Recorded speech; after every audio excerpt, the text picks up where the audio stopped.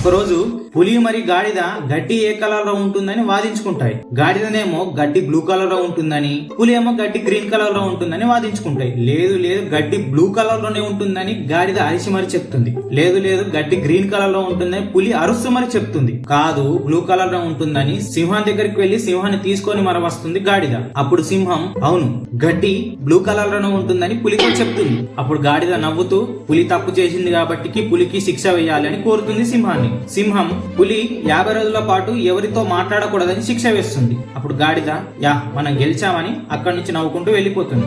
వెళ్ళిపోయాక పులి సింహాన్ని అడుగుతుంది, నిజంగానే గడ్డి గ్రీన్ కలర్ లో ఉంటుంది కదా, మరి నాకెందుకు శిక్ష వేశామని సింహాన్ని అడుగుతుంది.